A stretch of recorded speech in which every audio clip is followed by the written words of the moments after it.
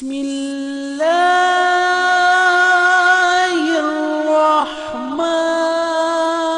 الرحیم۔ میں نے جو قرآن کی آیت پڑھی ہے اس آیت کے اندر اللہ تبارک و تعالی نے محمد رسول اللہ صلی اللہ علیہ وسلم کی عظمت اور مومنوں کے دلوں میں رسول اللہ کی محبت کا ذکر کیا ہے کہ وہ کیسی ہونی چاہیے۔ ہم میں اور آپ میں جو بھی مسلمان ہے یہاں، کوئی یہ برداشت نہیں کرے گا کہ ہمارے نبی صلی اللہ علیہ وسلم کے بارے میں کوئی غلط جملہ بولے، نبی کی شان میں کوئی گستاخی کرے۔ یقیناً جس کے سامنے نبی اکرم صلی اللہ علیہ وسلم کی برائی کی جائے گی اس کا خون کھول جائے گا، کیونکہ یہ ہمارے ایمان کا حصہ ہے کہ ہم سب کچھ برداشت کر لیں گے، لیکن ہمارے مذہب پر، ہمارے قرآن پر اور ہمارے نبی پر اگر کچھ بھی آنچ آتی ہے تو مسلمان اپنی جان دینا گوارا کر لے گا، لیکن محمد رسول اللہ کی شان میں گستاخی برداشت نہیں کرے گا۔ ہم کتنے بھی بے نمازی ہیں، ہم کتنے بڑے بے روزگار ہیں، ہمارے اندر بہت برائیاں ہیں، ہمارے اندر بہت گناہ پائے جاتے ہیں، ان سب کے باوجود رسول اللہ صلی اللہ علیہ وسلم کی محبت ہم سب کے دلوں میں موجود ہے۔ لیکن رسول اللہ صلی اللہ علیہ وسلم کی محبت کا معیار کیا ہونا چاہیے، آج ہم یہ بتانا چاہتے ہیں آپ کو۔ غور کیجیے، ابھی یو پی کے اندر ایک نام نہاد پنڈت نے، اور جس کو لوگ نرسنگھانند سرسوتی کے نام سے جانتے ہیں، محمد رسول اللہ صلی اللہ علیہ وسلم کی شان میں کیسی گستاخی کی تھی۔ لوگ جلوس نکالے، دھرنے پہ بیٹھے، مسلمان غصے سے بے قابو ہوئے، گورنمنٹ کو بھی ایکشن لینا پڑا اور نرسنگھانند سرسوتی کو گرفتار کرنا پڑا۔ یقیناً مسلمانوں کو محبت ہے، لیکن میں یہ بتانا چاہتا ہوں کہ اس محبت کا معیار کیا ہونا چاہیے، ایک پیمانہ کیا ہونا چاہیے۔ صرف ہم زبان سے کہہ دیتے ہیں کہ ہمیں رسول سے محبت ہے اور وہ مان لی جائے گی، نہیں۔ اللہ رب العالمین نے یہ پیمانہ بتایا ہے، قُلْ إِنْ كَانَ آبَاؤُكُمْ وَأَبْنَاؤُكُمْ وَإِخْوَانُكُمْ وَأَزْوَاجُكُمْ وَعَشِيرَتُكُمْ وَأَمْوَالٌ اقْتَرَفْتُمُوهَا وَتِجَارَةٌ تَخْشَوْنَ كَسَادَهَا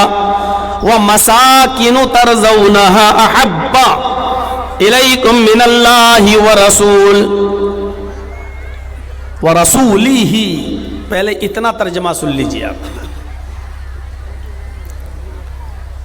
آئے نبی صلی اللہ علیہ وسلم آپ فرما دیجئے، آئے محمد صلی اللہ علیہ وسلم آپ کہہ دیجئے کہ آئے لوگوں، ان کان آباؤکم و ابناؤکم، مگر تمہیں تمہارے آباء و اجداد اور تمہیں تمہاری اولادیں، و اخوانکم اور تمہیں تمہارے بھائی، وازواجکم اور تمہیں تمہاری بیویاں، واموال اقترفتموہا اور تمہیں تمہارا وہ مال جس کو تم نے بڑی محنت سے کمایا ہے، وتجارت تخشون کسادہا اور تمہارا وہ بزنس، تمہاری وہ تجارت، وہ بزنس جس کے نقصان کا تمہیں ڈر لگا رہتا ہے، ومساکن ترضونہا اور تمہارے وہ مکان، تمہاری وہ بلڈنگیں جس میں تم داد عیش لیتے ہو اور جس میں رہ کر تم خوش ہوتے ہو، احب الیکم من اللہ ورسولہ، اگر تمہیں یہ ساری کی ساری چیزیں اللہ اور اس کے رسول سے زیادہ محبوب ہیں، پہلے اتنی چیزیں یاد رکھیے جو نام بتائے ہیں، آباء و اجداد، باپ دادا، اولاد، دو بھائی، بیویاں، مال جس کو محنت سے کمایا، 5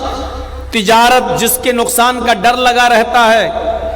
اور یہ مکان جو بڑی محنت سے پیسہ کما کر تم نے بلڈنگیں بنائی جس میں رہ کر تم خوش ہوتے ہو، 7 چیزیں اگر یہ چیزیں اللہ اور اس کے رسول سے زیادہ پیاری ہیں، احب الیکم من اللہ ورسولہ، اگر یہ چیزیں اللہ اور اس کے رسول سے زیادہ محبوب ہیں، وجہاد فی سبیلی اور اللہ کے راستے میں جہاد کرنے سے زیادہ اگر پیاری ہیں، فتربصوا حتی یاتی اللہ بامرہ، تو انتظار کرو اللہ رب العالمین کی طرف سے آ جانے والے ایک عذاب کا، انتظار کرو اللہ کی طرف سے آ جانے والی ناگہانی مصیبت کا، فَتَرَبَّصُوا حَتَّى يَأْتِيَ اللَّهُ بِأَمْرِهِ، تو انتظار کرو اللہ رب العالمین کی طرف سے آ جانے والی کسی مصیبت کا، کسی عذاب کا۔ کوئی یہ نہ کہے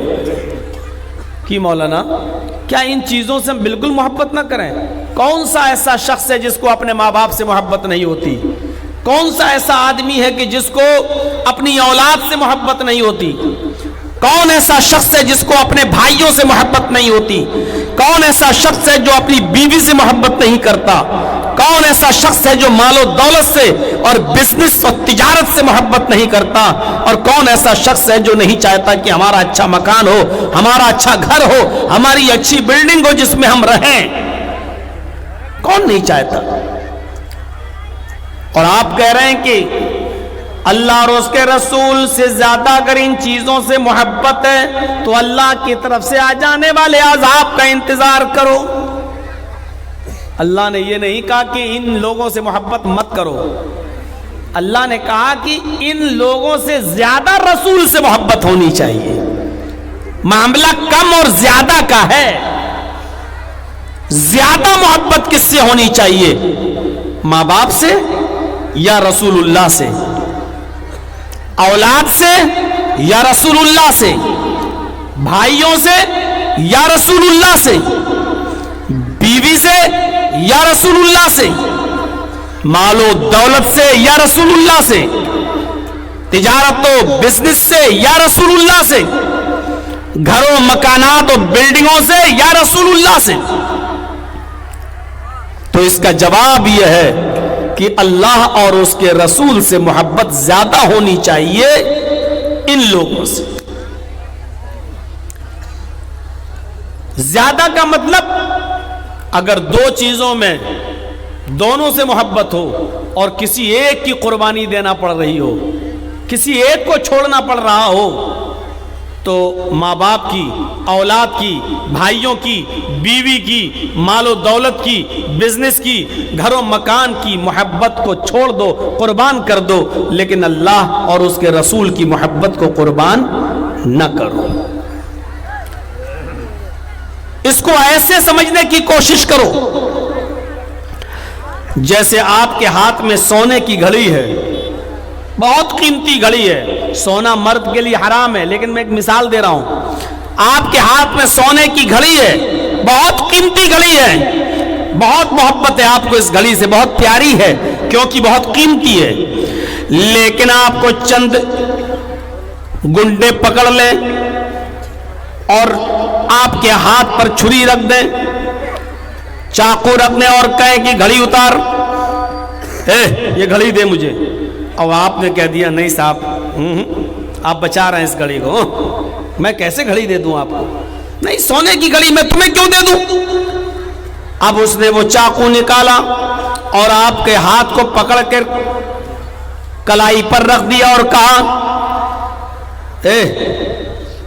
گھڑی دے رہا ہے یا نہیں دے رہا ہے، یہ سونے کی گھڑی اتار رہا ہے کہ نہیں اتار رہا ہے، اگر تو نے نہیں دی تو میں ہاتھ کاٹ دوں گا۔ اب دو چیزیں ہیں آپ کے پاس، گھڑی بھی قیمتی اور ہاتھ بھی قیمتی، آپ کو گھڑی سے بھی پیار ہے اور ہاتھ بھی محبوب ہے، اب ان دونوں چیزوں میں سے آپ کو ایک چیز کی قربانی دینا پڑ رہی ہے۔ ادھر گنڈوں نے پکڑ لیا ہے، گھڑی دے دیتے ہو تو ہاتھ سلامت، اور اگر گھڑی کو بچانے کے چکر میں آ گئے اور گھڑی کی محبت تمہارے دل میں زیادہ گھر کر گئی تو گھڑی بھی جائے گی، اور یہ ہاتھ اگر کاٹ دے گا تو ہاتھ بھی کاٹا جائے گا، میرا ہاتھ بھی کٹے گا اور گھڑی بھی لے جائیں گے۔ تو اب یہاں عقل مند آدمی کون ہے؟ کچھ گنڈے پکڑ لیں اور کہیں یا تو گھڑی اتار نہیں تو ہاتھ کاٹ دیں گے، تو عقل مند انسان وہ ہے جو خوشی سے لے بھائی یہ لے، اور گھڑی اتار کر اس کو دے دی، لیجیے بھائی میں نے خوشی خوشی گھڑی دے دی، ہاتھ سلامت رہے گا، پھر تم محنت کرو گے اور پھر گھڑی کما لو گے، حاصل کر لو گے، لیکن اگر ہاتھ ہی کٹ گیا تو زندگی بھر بھیک مانگنا پڑے گی، دوسروں کے روٹیوں کے ٹکڑوں پر پلنا پڑے گا، کیونکہ محنت اور مزدوری نہیں کر پاؤ گے اور کوئی کام نہیں کر پاؤ گے، گھڑی بھی جائے گی اور ہاتھ بھی جائے گا، گھڑی بھی پیاری ہاتھ بھی پیارا، لیکن قربانی دینے کی ضرورت پڑ رہی ہے تو گھڑی کی قربانی دے دو اور ہاتھ بچا لو۔ اسی طریقے سے اگر کوئی آدمی کہے کہ میں ہاتھ کاٹوں گا تمہارا، پکڑ لیا ہاتھ، اب تو ہاتھ بھی پیارا، اور وہ کہہ رہا نہیں تو گردن پہ چھری رکھ دی، ہاتھ کٹا رہے ہو کہ نہیں کٹا رہے ہو؟ ہاتھ کٹاؤ، اور اگر ہاتھ نہیں کٹایا تو ہم تمہاری گردن پہ چھری چلا دیں گے، تمہیں قتل کر دیں گے۔ اب ہاتھ بھی پیارا اور جان بھی پیاری، ان دونوں چیزوں میں سے آج ضرورت ہے ایک چیز کی قربانی دینے کی، تو عقل مند انسان وہ ہے جب ایسی مصیبت میں پڑ جائے، ایسی کنڈیشن میں آ جائے تو پھر وہ ہاتھ کٹا لے اور اپنی جان بچا لے، اس لیے کہ ہاتھ کٹ گیا جان تو کم سے کم محفوظ رہے گی، وہ اپنی بیوی اور بچوں کے سامنے تو رہے گا، کم سے کم اس کی بیوی اس کے بچے سامنے رہیں گے، کم سے کم وہ ان کو دیکھتا تو رہے گا۔ تو جیسے ہاتھ اور جان میں سے کسی ایک کی قربانی دینا پڑ رہی ہو تو ہاتھ کی قربانی دے دو اور جان بچا لو، گھڑی اور ہاتھ میں سے ایک کی قربانی دینا پڑ رہی ہو تو گھڑی کی قربانی دے دو اور ہاتھ بچا لو۔ میرے بھائیو یہی حال ہے، فرمایا قل ان کان آباؤکم، ماں باپ کی محبت ایک طرف اور رسول کی محبت ایک طرف، اب دونوں میں سے کسی ایک کی محبت کو قربان کرنا پڑ جائے تو ماں باپ کی محبت کو قربان کر دو، اللہ اور اس کے رسول کی محبت کو قربان نہ کرو۔ عبداللہ ابن ابی ابن سلول، عبداللہ ابن ابی کا بیٹا